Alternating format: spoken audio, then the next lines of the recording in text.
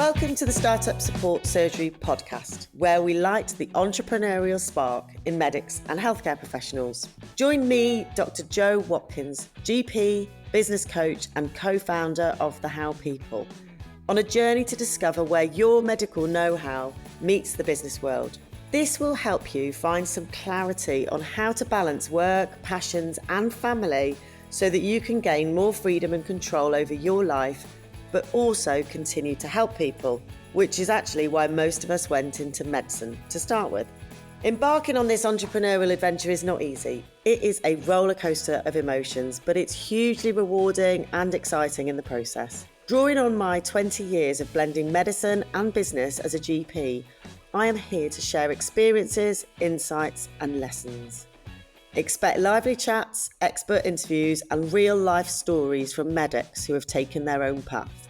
Let's break free from traditional healthcare norms and explore more innovative ways of making a real difference to people's health and well-being, along with paving the way for a brighter future for us as healthcare professionals. Oh, don't miss my free PDF called From Stethoscope to Startup, which is an 11-page guide in the show notes full of practical help and advice. This is your roadmap to kickstarting your journey with us. Enjoy the show. Today on the podcast, I am interviewing Dr. Matthew Wickham. Matthew helps clinicians diversify their income through private practice because he's done it himself, as we will hear.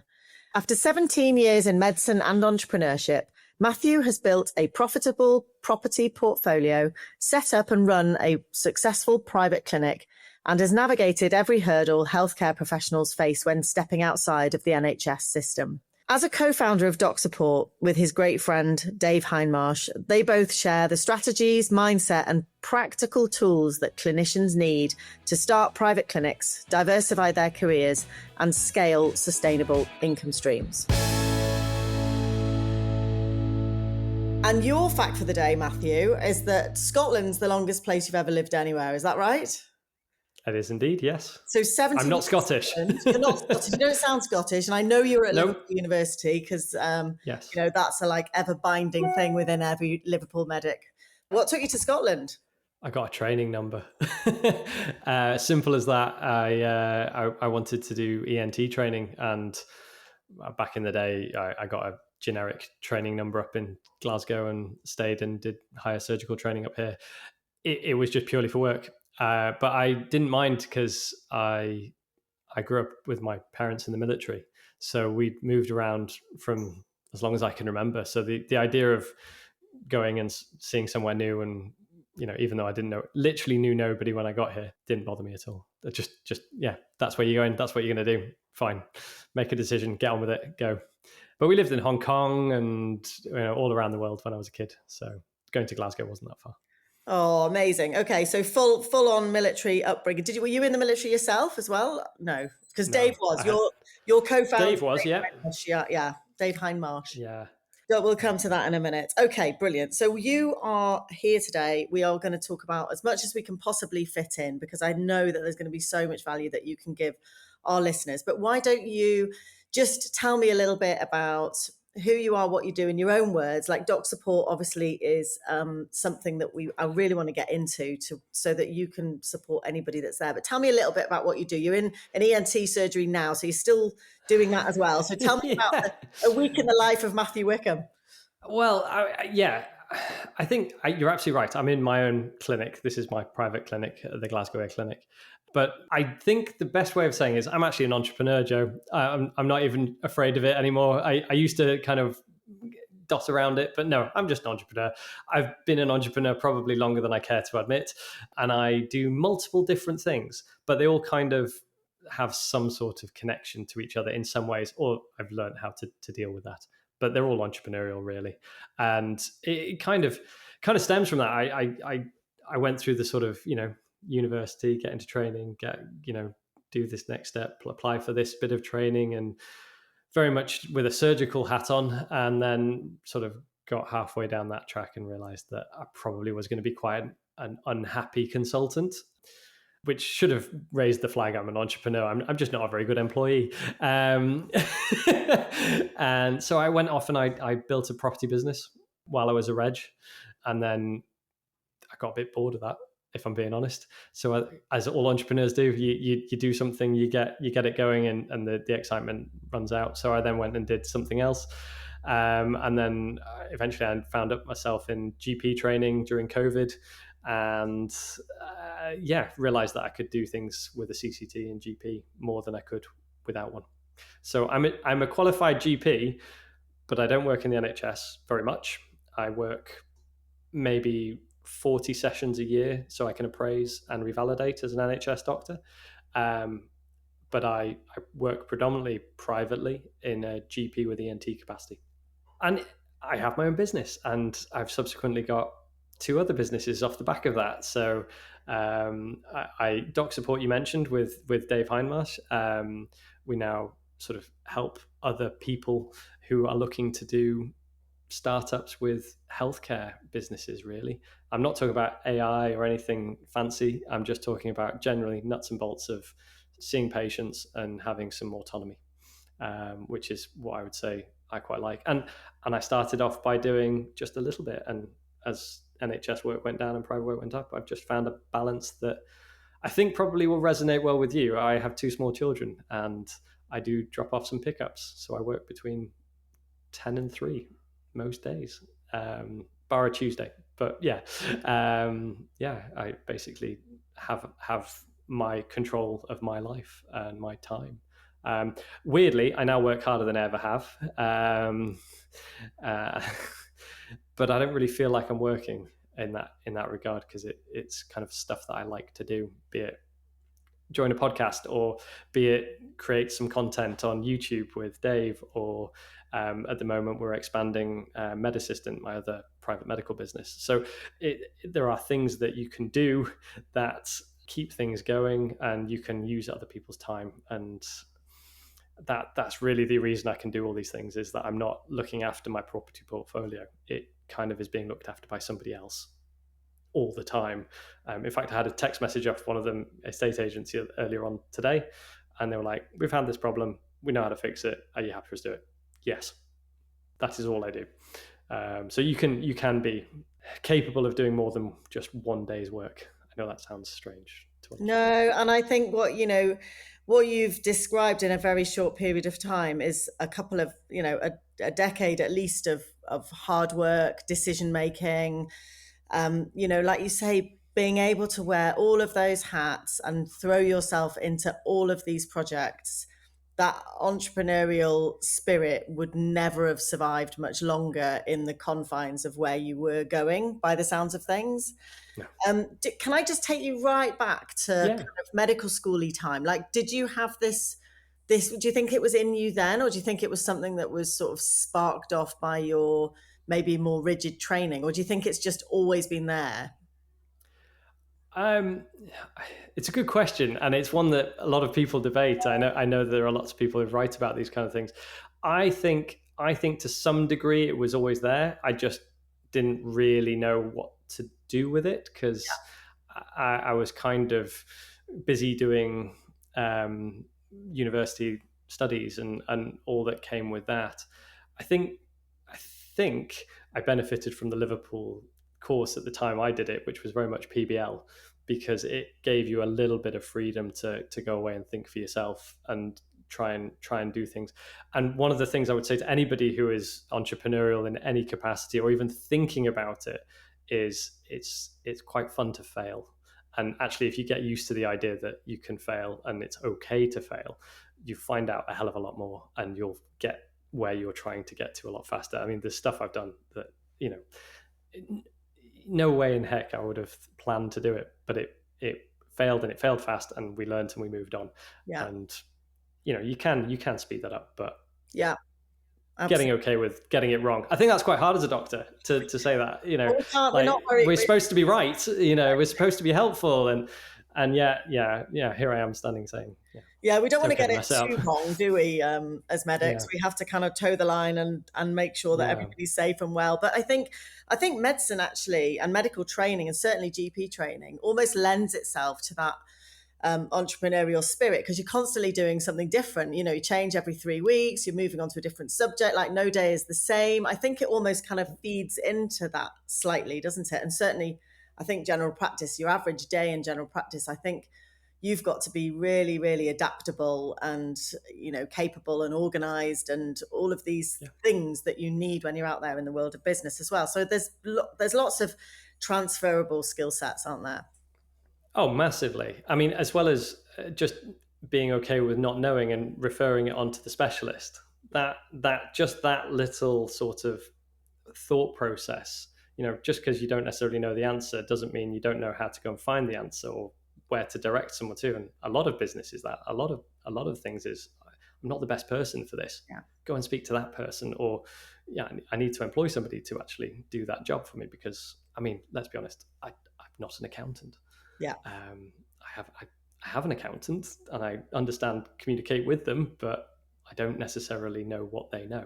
Yeah. So you get same for a cardiology specialist or a neurology specialist. I don't think any GP ever pretends to know exactly what they do, but you know to ask them.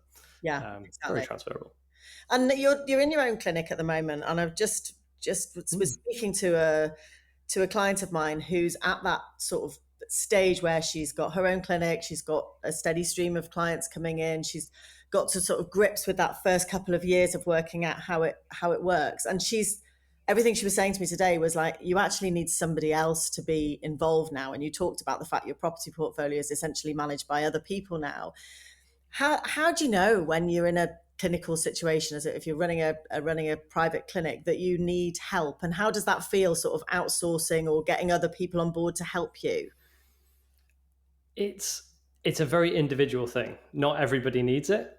You know, if you're happy with what you're doing and it's doing its thing and it's giving you the life you want to live and all of the satisfaction of doing what you're doing, because it is quite nice to be able to spend half an hour with a patient. I do not feel rushed in my private work in any way, shape or form. So yeah, if that's what you want, and you don't need to make it any bigger, you don't need to do anything further. You can utilize automated systems, and there's a lot of technology now that mean you don't necessarily need to employ somebody. Yeah. For example, I don't employ a secretary, but I do have AI transcription. Yeah. For example, so you might not necessarily need to employ somebody.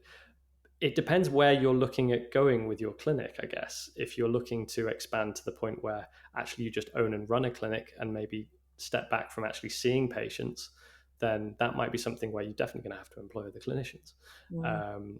And there's possibly a varying amount of, from one-man band to completely top level and everything in between. What's right for one person is not necessarily the right thing for everyone else, because you're going to have responsibilities if you go up levels, which you may not really want. No, exactly. It's working out what you want ultimately, isn't it? Because I think when you're on this, it is a bit of a treadmill, and it can kind of run away with you a little bit, can't it? You can grow something that becomes a bit of a monster. And actually, do you really want to employ 12 people, be responsible for other people's mortgages, have these huge overheads? So thinking about the kind of business that you want to actually run ultimately as you start, I think is really important, because you've mentioned automation, and you've got obviously the wonders of AI. If you understand how to use it and you use it properly, it can really, really help you. But you've also got things like you can have VAs helping you for 10 hours a week, or instead of actually having that responsibility of employment, there are lots of other ways of doing it on there, and the opportunities are endless. But thinking about building that business that aligns with the life that you want to live and time you want to spend with your children, does that correspond with what you're currently doing? And I think from when I built my Bendy Legs business, my granola business, essentially I was just ignoring everyone that was saying to me, what is the exit strategy? How are you going to distribute this? How are you going to manage if you get this into supermarkets? I wasn't hearing it. And therefore I got to a point where I was like, oh shit, what's this that I've built? So, have you got your eye on big growth in terms of your private business, or what sort of growth do you want? Yeah. So I now deliberately, from trial and error, I now deliberately set out to build something which has an exit point. So you're almost selling it before you've even built it, which is a sort of streamlined way of doing something. It also gets rid of wasting time doing ideas that aren't gonna work. One of the things from a private clinic point of view is I can have a nice living and a nice lifestyle, but the business only works when I work. So it's pretty difficult to sell that business because nobody's really going to just buy my time. So it's thinking about things like that. Whereas my property business completely runs without me. I could sell that tomorrow, and it has a value. So you can set up any business you like. One of the other businesses I've got is Doc Sport, and it's trying to get digital products and consulting and different ways of doing things. That's a different way of setting up a business to sell things online, as you know. So you have assets in a digital space, you can have physical assets, and you can have bricks and mortar business assets. So you can look at those entirely differently and try and work out how you get from start to the end point you're looking for. Yeah. Maybe the end point is, well, for me, for my clinical private practice business, is to grow and expand, and over time I can choose. I'd like to just have the choice. I'd like to have the choice about whether or not I come in and see patients. I love seeing patients. That's why you become a doctor. But it's nice to have the choice. And I don't think many people can honestly sit down and say they have a choice about whether or not they have to go and see the next patient. Yeah. I mean, it would be really interesting to see, we live in a situation at the moment where, the NHS is full to bursting, but it feels like you've, created this almost this unique avenue for yourself with your GP training and your surgical training, combining it all into this place that is of massive need. Patients come in now into general practice and they want choices. They don't want to sit on a waiting list for 2 years. They also don't want to just go down to the private hospital and sit on that potential waiting list. They want the other alternatives, and you are an alternative in human form, and there are alternatives popping up all the time, aren't there? I'm working with, and you're working with, some fantastic clinicians that are out there in the digital space and in their own clinics doing brilliant things. And that's, from a work satisfaction point of view, it's awesome, isn't it? And it is, and I have the time to enjoy it. I sympathise, and I do understand where colleagues in the NHS, I talk to Dave about this all the time because he's obviously in the NHS, it's having the time, like genuinely having the time to take a breath, actually look at it and read about it, learn about it, trial things, practice things. I'm less constrained with, no NHS red tape, so I can trial stuff, and if it doesn't work, it doesn't work. I can quickly change tack. You can't necessarily always do that in the NHS, and that's fine. It's for good reason. But yeah, no, I like the fact that I have the ability of time. A busy day for me is 8 patients a day. Amazing. Okay, I mean, it's night and day compared to. It is. It's another world, isn't it? But let's talk about realistic difficulties about having. You've got, like you've said, you've got 4 businesses, young children. How does that? What are the negatives? What are the difficulties? Are there any, or is it just that you are, nailing this work-life balance thing? Yeah, it's not easy. I'd be crazy not to say it's not easy. I've been doing it for over 10 years. So the reality is that a lot of the things that I do are now easier to do because I can have support to do it. And anybody who's trying to do one thing on their own, in addition to what their full-time employment is, that side hustle thing is hard. You can use some little tricks to try and speed things up. Even just little hacks like LinkedIn. I have been on LinkedIn for years, like most doctors. I have not necessarily been active on LinkedIn, but for the last, say, 10 months, I've been adding connections every day. If you add 10, 20 connections every day, suddenly you have quite a LinkedIn presence. So even if you just do a little bit, it's that 1% improvement kind of idea. And those kind of things can make a big difference. You just don't know when you're going to see it. And I guess anybody like yourself who's been doing any sort of non-medical things for long enough, you kind of can see that there is incremental jumps happen. You just have to keep plugging away at it. So yeah, having a bit of resilience and sort of persistence, Yes. showing up every day. I don't think I do anything fancy. I Yeah. really don't. I just turn up and keep going, and I'm not afraid to get it wrong and go, okay, that didn't work. What next? How can I make this better? That's all it is. And most of it is that. It's just that people only see the end result. They don't see the years of bits where your other half says, what are you doing at 10 o'clock at night answering emails? Why are you writing that document? Why are you doing this? Sometimes I don't even know the answer. I just do. Yeah. But you just have to keep doing it. Yeah. Um, And it's things like, say, consistency, persistency, but it's different from coming in at the end of the day. My other half's a consultant anaesthetist, and when he's not at work, he's at home, and he comes in the door and he doesn't do any work at home. He is home and present. And I'm like you, I'm much better than I was, but certainly 5 years ago, I would be, sitting up till whatever time at night, working, because I love what I do, and I have to really, really be disciplined with myself to stop. And he doesn't understand that, as most of my friends who are GPs, and they finish, they come home and they now starting to check blood results and working from home, and the boundaries have blurred a lot more than they were when I was a partner. I think that's happening as a norm now, but the work never stops, does it? And it's incredible and enjoyable, and we're incredibly privileged to be able to do what we do, but it's always there. There's always an email to answer, or a LinkedIn post to do, or a accounts to go through, or there's always something, isn't there? You never get to the end of it. There is. And the vast majority of it I don't mind doing. So I don't think of it as work. And I think that's partly because I enjoy it, and it's that entrepreneurial kind of itch. So I don't actually mind doing it. In fact, if anything, I'll hunt it out. So I'm very bad at sitting and doing nothing. I'd be terrible at that. Yeah. I just don't know what to do with that.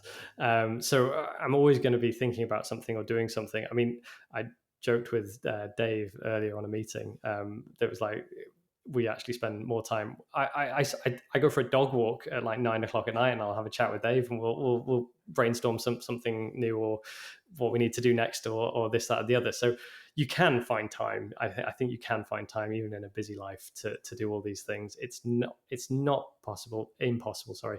But it's about being a bit more sort of rigid about what you do, and you obviously now restrict yourself in that rigidity of what you do to some degree. Well, to some degree, I try and sit with the kids. I try not to do things when I could be spending time with the children. But I'm the same. I don't watch films. I can't sit and watch box sets. I'm not a massive reader. Like, I've got a very busy brain, and I much prefer to be designing a sort of sales page or writing an email sequence than I would watching EastEnders. And that's just me, and that's the way I am. But I'm trying to be much more mindful of how I spend my time in the evenings. And I'm definitely better than I was. But I agree, when it doesn't feel like work, it's very difficult to discipline yourself, isn't it? It is. But I do like some of the AI stuff, Yeah. Well, let's talk a bit stuff about that automates my emails. Yeah. I think, that's invaluable stuff now. I mean, that didn't exist years ago, and what a game changer. It pre-writes the answer. It pre-writes the answer as if it was me. I just, my mind is blown every time I see it. I'm like, this is great. Just click send. And it's changing week by week, isn't it? It's keeping up to date, and people are sometimes a bit frightened about it. And this, I think this sort of like simplified concept that people are saying, clicking, write me a LinkedIn post about an apple, and then, some generic reply, and then you post that on your LinkedIn. We're talking a high level, a much higher level than that here. AI is here to support us, to help us to keep our costs down, to help us use our time efficiently and effectively. How do you learn and keep up to date? Are you in various sort of groups, or would you just do your own learning? No, I love messing around and getting it wrong and looking like an absolute fool. I find that is, as much as you could spend time reading and learning and talking about it, But the irony is it's happening so fast now that by the time you've done that, you're out of date. In a weird way, a month can go by and you're already out of date. So even the AI products that you can use now for just daily life, I'm not even talking about anything to do with necessarily business or even medicine. Most of them are very, very low cost, less than £100, and you get a year's worth of access because they know in a year's time it's going to be out of date. Like this in 4 months, it's probably going to be out of date. So I had a call with a contact of mine who was basically saying, "Can I just show you something?" And literally went, "Call this number." As I was talking like this, I called it, and I had a conversation with an AI receptionist.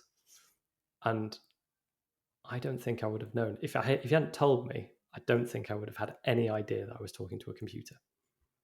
It's frighteningly realistic. So to do businessy activities, yeah, at the minute you need to know how to prompt it. Yeah. That's probably the thing I've learned most and that's a skill in itself. It's an absolute skill, because what you put in is what you get out, and you only get better at doing it by learning or asking someone who already knows how to do it and paying them their time, which is very helpful. VAs that do it for me, it's great. Okay, so let's just think about the doc support side of things, particularly, just because I've spoken to Dave. We've had him on here for a few times. So I know you're supporting sort of lots of different medics with different things, but what's the concept of doc support and who could potentially benefit from your help? So the nice thing about Dave and I is that we're similar but different. So he's obviously got the NHS side of things and does his trainer hat on and has all the trainee stuff. I'm probably more in the sort of private healthcare sort of business creation setup, or maybe even doing some property investing and things like that, because that's stuff that not everybody knows enough about and certainly wasn't taught in any shape or form throughout our education. So most of it is I do one-to-ones with people, or they can have a mentoring session with me. At the minute, I've just set up something on the website for a taster day, because I think that's something that could really be quite helpful. And it condenses a lot of learning into one day, rather than saying, this has to happen slowly. You can just kind of say, come and see how it looks. You can physically see the space. I mean, you are in my room right now, but I can have a reduced clinic of 3 patients in the day, and we can chat about all of the things. The reason I want to bring some patients in is because I actually ask patients to pay, and that is a skill in itself. Like, it's something you've never had to do as an NHS doctor. So yeah, just as a way of kind of just saying, like, this is a way of doing something which is different, and if you want to learn about it, and it's great because I'm not competing against anybody. If you're in the central belt of Scotland, you can come have a chat with me, and heck, I might even have some space you can actually rent off, and we can work together, because I know it's difficult to start. And if you're down in the south of England, well, I'm not competing against you. I'm a physical doctor in a physical space. I'm not doing online consultations. So Yeah. So people can come and spend the day with you and learn, basically, see you in action, sit there, soak it all up. Yeah, I think there's only so much you can learn over a book or over a screen, and the reality is that there's lots of different moving parts in setting up a private clinic. You don't have to look very far if you're working in the NHS. Just look around you in your daily office. You've got to create all that and a bit more. So it's not difficult, but it is quite hard to know how to do that. So some of the things and the processes and how you actually set up as a healthcare business is tricky. There's a lot of costs to doing it. There's if you're applying for CQC registration, if you're applying for HS in Scotland, Wales and Northern Ireland is different as well. And it takes time, it takes money. You've got to sign a lease. Even if you're doing it online, you've got to have these things, and that's thousands of pounds.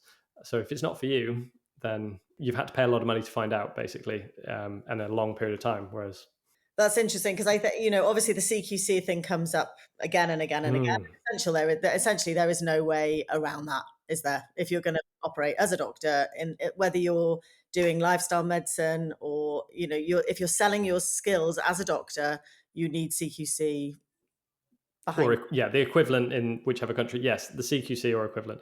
I think, and it doesn't matter if you're online or in person. The only sort of sidestep you can do with that is to have practicing privileges in somebody's space that they've already got. Which is a great place to start, right? It's a great, it's like working for somebody else. You're learning all those skills. You can go in and do the practice work under somebody else's CQC. And there's also an online option for those in the lifestyle medicine space. There's a healthy clinics, which are set up by Ed Lynch, the wellbeing doctor, and he's offering a CQC option under their umbrella online. So, and I think what you've touched on there is this concept of somebody sitting in with you. And I really passionately believe that this is a very important step that people miss out. I think you need to decide whether this is for you. I think coming into business from a place of feeling burnt out or thinking the grass is greener are both recipes for disaster, because the grass is not greener, it's just different grass. And burnout is probably as common in the entrepreneurial business world as it is in medicine. So you've got to be kind of healed and ready to take this forward, but you also really want to make sure that this is what you really want to do. So my sort of 30-day clarity program, your in-person day, these are kind of quick ways to, it's like a bypass, isn't it? Like, forget all that stuff, like just work out if this is for you. And if it is, then do you know what? You're going to have to put your heart and soul into it and just get cracking. And if it's not for you, go get a different job. Does that sound harsh? It sounds like informed consent to some degree. I don't think it's harsh at all. I mean, genuinely, I think that if you're interested in this kind of idea that you're talking about in terms of creating something or doing something outside of I would say standard NHS practice, get some idea about it, get some education on it. You don't have to spend a lot of time. You can if you want, but you don't have to. And there are quicker ways of answering that, scratching that itch, getting the answer and the information, and asking people, like just literally talking to people who've done it and find out what they think. I've yet to meet anyone who's not been helpful, really genuinely helpful. I presume that's the same for most people. I'm assuming it's the same for you, Joe. Most people tell you that's a really good idea, or no, that's a really bad idea. I've tried it, didn't work, and they'll tell you why. You can still ignore them. You can still take their advice and do differently. But yeah, ask, absolutely, have the conversation, build the relationships. Again, I think that's the unsung hero of business. Is actually, it's a game of people. Like, if you're good with people, you enjoy other people, you're curious about what other people do. yes, that's key. This is not about sitting behind a computer doing all the admin. It's about getting out there and meeting people and connecting with people. And I think you and I, there's subtle differences between the type of support we give. And I'm very clear now. I know when I speak to somebody that they are not needing me, they're needing you. And I think the first time that happened was with Tina Skin. yeah. Lovely Tina. Oh, we like Tina. She's fab, isn't Big she? fan of Tina. Yeah, so anyone listening to this podcast who has anybody that struggles with acne, Tina Skin is absolutely epic. It's soon to be rebranded, I believe. Oh, actually, really? Joe. Wow, Yes. Oh, that's very exciting. But there are, there's always somebody. So if it's not me and it's not Matthew, find somebody else that you can pick up the phone to, send a direct message to, and ask for some support and some help. Brilliant. So we are just going to sort of wrap things up, because this has been a really valuable conversation. We could probably talk forever, but I know you've got a patient coming in. Have you got any tips? I know we've covered quite a lot already, but is there anything else you would like to say to your early entrepreneurial self? Maybe that Matthew that's qualifying from medical school, or somebody else that's out there feeling these feels. Is there anything you'd like to say that you haven't said already? I think networking is probably the point we haven't really sort of emphasized enough. I would say to anybody, literally anybody, network, because it's only going one way in the world, and it's going to be about who we know, because a lot of the knowledge is going to be taken over, I suspect, by computers. So who you know is going to be very, very important, and who can help you. And you'll find that you can get where you're going faster and more effectively with a little help from somebody else. You might not need a lot. You might need a lot, but chances are you're going to get there if you've got somebody helping you on the way. So I mean that in-person networking, maybe when you're at medical school, when you're a junior doctor doing all those different rotations, or, you know, as a senior clinician, you probably have a fairly good network, but online networking is the next step. Yeah. I would definitely say we're both fans of LinkedIn, from what I can see, Joe. So I would say, so I would always recommend that for any professional. But yeah, networking is probably the biggest thing. Yeah. And I think you're right. I think online is great, but I do think in person is, you know, if you can just spend half an hour, go to these events, meet interesting people, be happy to kind of move around. You've got to be, you don't want to get stuck in the corner talking to somebody like you would at a wedding or something. You've got to get out there and talk to people. Lisa Bean on her podcast says she only ever puts like a centimetre of coffee in her cup so that she can always go and fill her coffee up. And then afterwards, follow up with people, get their names, get their LinkedIn, send them a message the following week. If you're going to spend 400 quid going to London to attend a conference, make it worthwhile, make those meetings matter, and keep in touch with people, and make the effort to thank somebody for their time, or it's just it sounds I think I thought networking was really contrived and a bit like when I was a doctor. This whole somebody said to me once, "Oh, you're really good at networking," and I was like, "Oh my God, what an awful thing to be good at." But I just really love people. And actually, most patients don't get out of the room without me knowing what they do and, what their family unit is like. And we're just curious individuals, right? And that's what it's about. We were handing stickers out at the last RCGP conference. We actually gave out stickers with the DocSport logo on, and yeah, no, genuinely, you can be in creative, and it doesn't have to be this stiff conversation. Yeah, absolutely. So maybe if you're listening to this, maybe go to your LinkedIn profile, make a few connections, send somebody a direct message. If you enjoy, particular YouTube video that you've watched, or if you enjoy a podcast, reach out and tell somebody. If you've learned something today, reach out to Matthew or I and just send us a message. That's how it works. So being brave, being curious, and building your relationships. I think those are what we've come to from the end of this conversation. But you have been brilliant. I've loved it. Thank you very much for your time. How do people get in touch with you? You've mentioned DocSport. You're on LinkedIn. If somebody wants one of these days with you, how do they get in touch with you? It's on our website. I'm sure we can put the link in the show notes for you. Not a problem at all.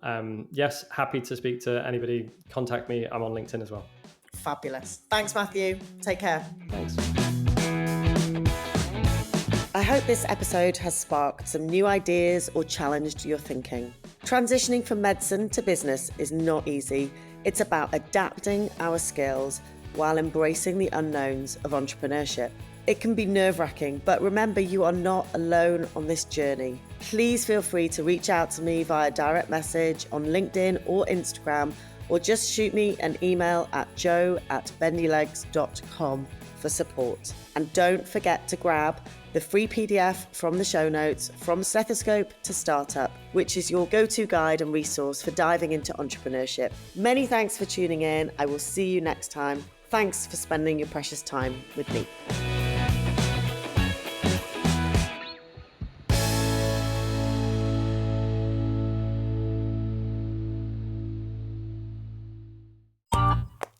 This has been a Monkey Pants Productions podcast.